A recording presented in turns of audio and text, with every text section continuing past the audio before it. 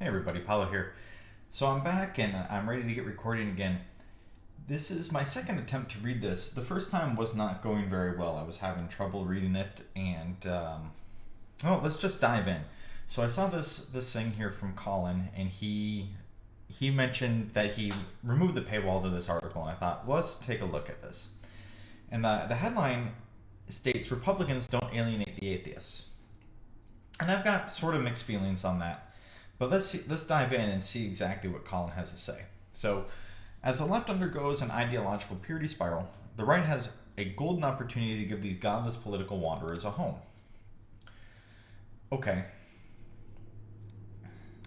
that's true.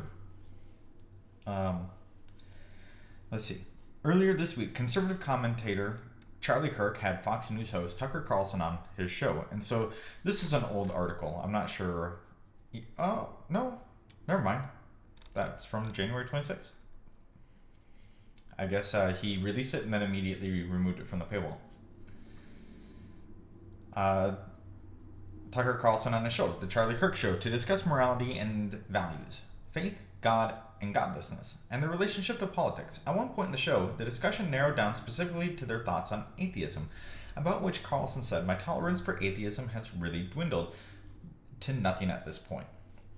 My tolerance for people who are agnostic or aren't really sure or seeking." But the idea that so he feels it's important to nod, to make mention that Carlson nods.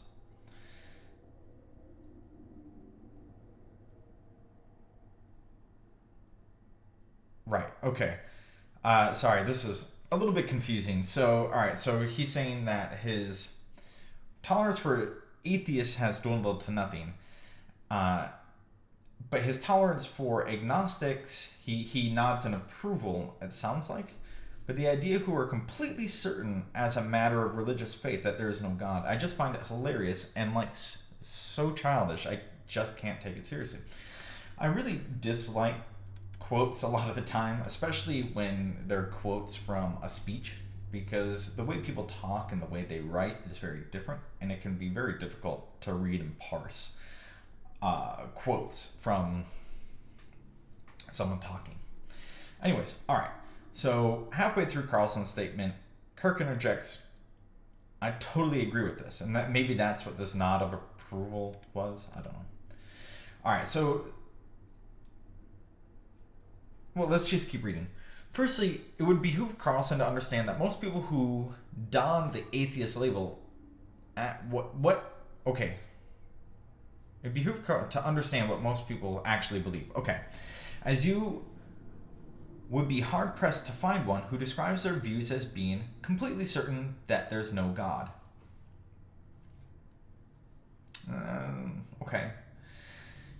This is a mischaracterization that self-described atheists have been trying to correct for a long time. Right, so I think most atheists would say that God is an unknowable, that you can't prove the existence or non-existence, therefore I choose not to believe. Something along those lines, right? So there is some truth to that. It really kind of muddies the water between agnosticism and atheism. That this statement here. So where are we? In reality, most atheists define atheism as the lack of a belief in a God. Right. So you believe in God. I don't. I don't believe in the non-existence of God. I just don't believe in God. Is kind of the idea there. There is a world of difference between merely lacking a belief in something and being completely certain. And so I guess the distinction that Colin is making here between agnosticism and atheism is that an atheist is going to say, I don't believe in God. I don't, believe in the Abrahamic version of God or any versions of gods.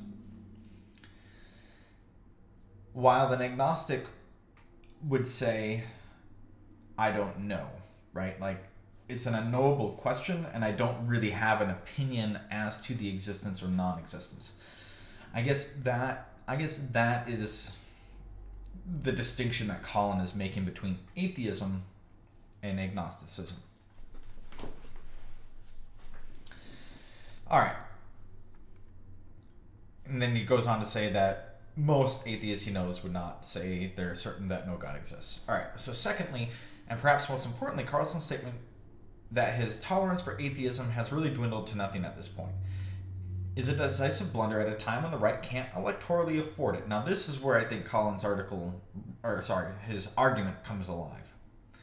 There are many atheists, myself included, who have been alienated from the left by religious dogmatism of woke ideology, who have serious reservations about the right, and yet are still poised to vote Republican for the first time ever in the next election, making this group feel even more alienated and politically homeless than they currently do is a major misstep. The left's historic appeal. So I'm curious, because this was just written in January, it looks like. Did Colin vote Republican in the last election? In the midterms? Maybe he means the first time in presidential election? The left's historic appeal in the United States has largely rested on their ability to form a coalition of voters across a wide swath of diverse Americans by speaking to kitchen table and civil rights issues. But over the last decade, that model has been increasingly abandoned. The left's adoption of woke ideologies has resulted in the complete desertion of their commitments to free speech and ideological diversity in favor of censorship and the superficial appearance of diversity rooted in skin color and an ever-expanding list of purportedly oppressed intersecting identities. Yes. So that's all very true. I kind of hope to return to the atheist agnostic thing here. Let's see what the next paragraph is. For a long time, the atheist movement was nearly synonymous with the free thought movement. Yeah, I don't disagree with that.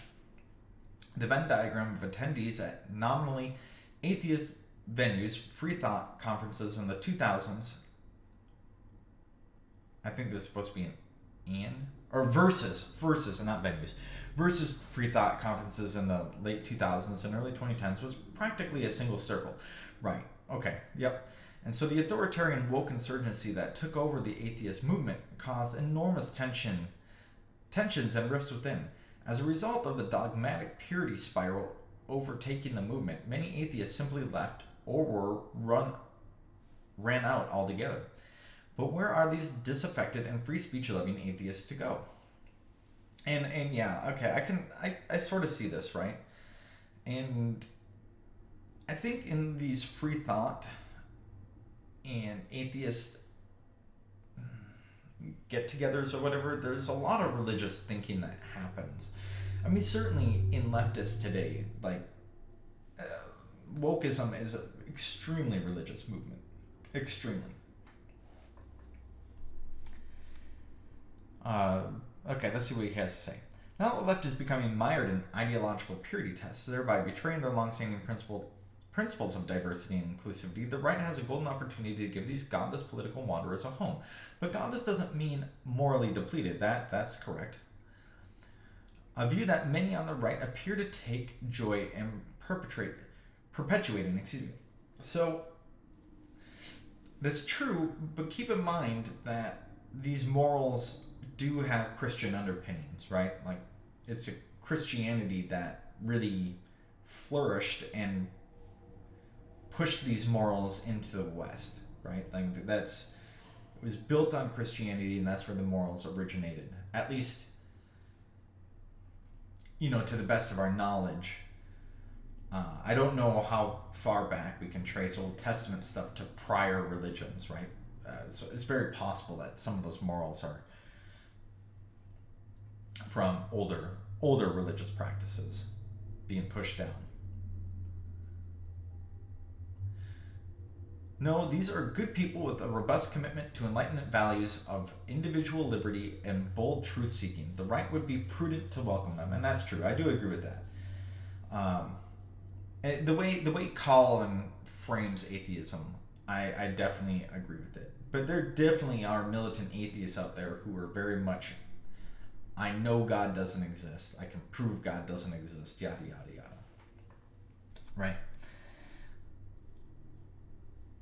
So both those groups get conflated into one, I guess, is is the problem here.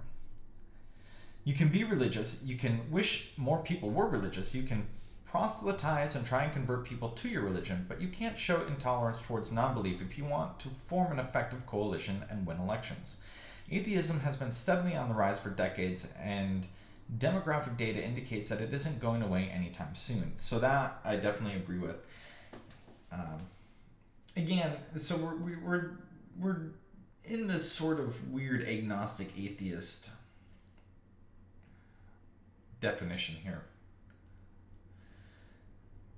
The atheist movement, while undeniably rapidly woke, wasn't always that way. Though some individual atheists did undergo an ideological shift, most of the non-woke atheists, such as myself, simply left. And if we tried to return, their immune response would attack us. Yeah. Unfortunately, many on the right now look at the atheist movement and assume that it represents atheists as a whole, but it doesn't. Okay.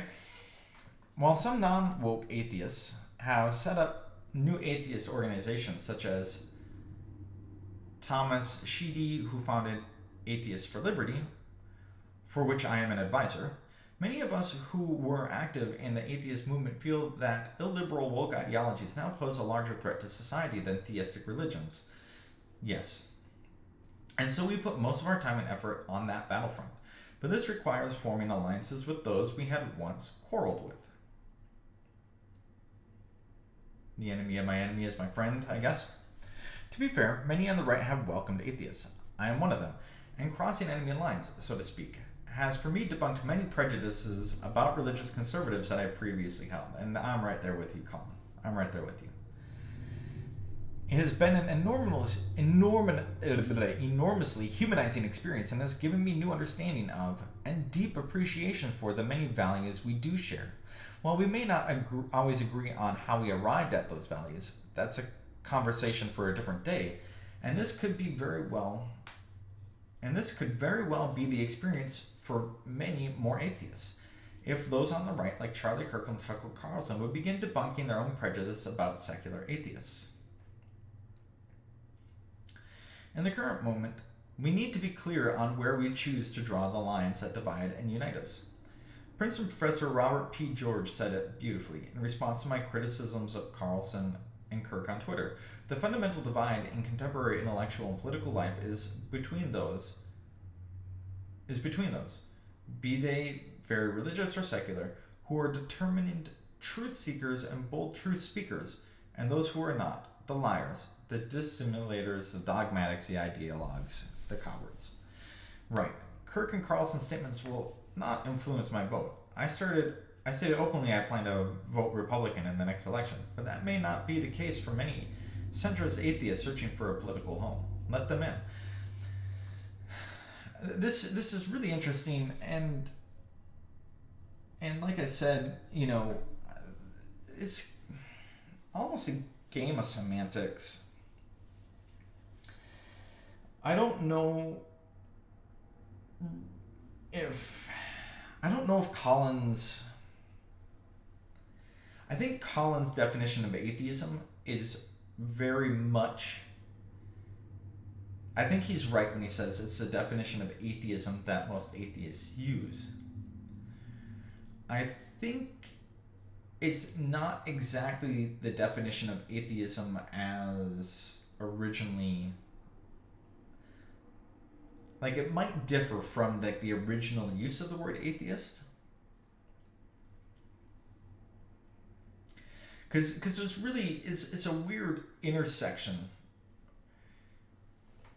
Like the difference between agnostic and atheism in this definition of atheism is very slight, right? I think the only real difference is an agnostic is going to say, you can't know whether or not there's a God, and it's not that interesting, and I'm not very worried about it.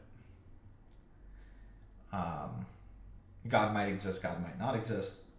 And Colin is saying, you can't know whether or not there's a God. I don't believe in God, but that doesn't exclude God from possibly existing. And really, I don't know. I'm trying to to debate myself really whether or not it's just a different definition of agnostic that Colin is putting forth here. And yeah, I don't know. It's interesting. I personally used to consider myself atheist, now more agnostic, in that there are things that I do accept, like prayer is powerful. It's good to take your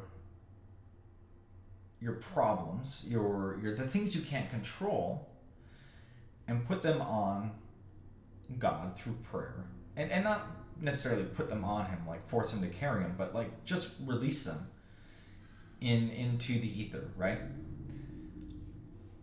And God doesn't need to exist for prayer to be effective, right? Just releasing that is probably all the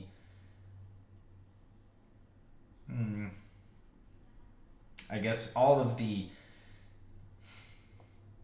psychological benefit right there. And so just releasing those things you can't control into the hands of God through prayer, and saying, let God be my light, or whatever it is you're saying, God doesn't need to exist. So a lot of people make the argument they know God exists because prayer is powerful and it works. I don't think that's true. I don't think that's actual evidence for a God, any God. But I do think it's evidence that letting go of those things you can't control is very powerful and does really work. Anyways, that's why I consider myself agnostic, because I don't know whether or not God exists. I'm certainly not going to say He does or does not. And regardless of His existence, prayer is a very effective and powerful tool. And just like meditation, right? Anyways, let me know your thoughts below. If you like, please like, comment, subscribe. And I'll chat with you later.